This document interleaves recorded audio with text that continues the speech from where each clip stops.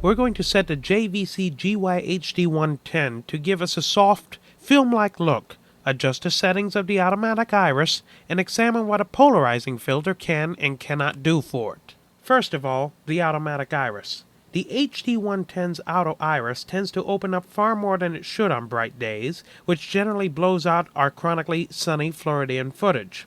That's for the stock settings.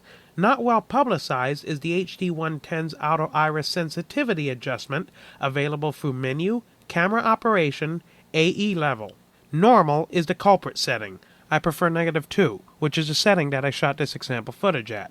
Once the iris finds its sweet spot in your shot, you may wish to switch it to manual to prevent further changes. Your field use may vary. For the purposes of the film look, we're shooting in the de facto 24p with a shutter speed of 148. You may prefer 160 shutter speed, which is fine. These presets have been bandied around enough that there's no need to explain them further.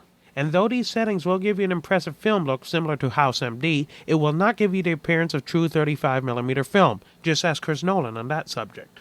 That said, image sharpness is our main enemy to beautiful footage. Stock video settings in most cameras, adjustable or not, generally err towards extreme sharpness to compensate for rushed or lousy camera work, causing a look of chromatic aberration between colors. The HD110's default settings are no different, as it is primarily a news and documentary camera than film and TV. Hence, it's time to eradicate the excessive sharpness via the menu. Go to Camera Processes, then Detail. By default, the setting is set to Normal. There are 11 lower settings from -1 through -9, minimum and off. I went straight to the lowest setting, off. I was well rewarded with the following shot, which was done at 24p with a 148 shutter speed and the auto iris on the settings I just described. With a human subject and vehicles in various states of motion, the true beauty of the picture becomes apparent. Incidentally, being that this is a 1/3 sensor camera, it will not do shallow depth of field unless zoomed into a distant object.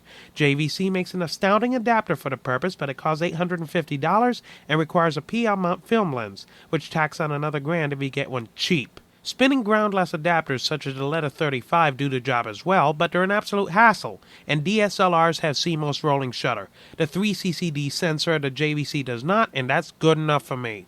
And for those curious, this is what an 82mm Tiffen polarizing filter can do for the HD110. Notice how the reflections on the Chrysler Sebring's window and rear quarter panel change as the polarizing filter is rotated for the most ideal effect.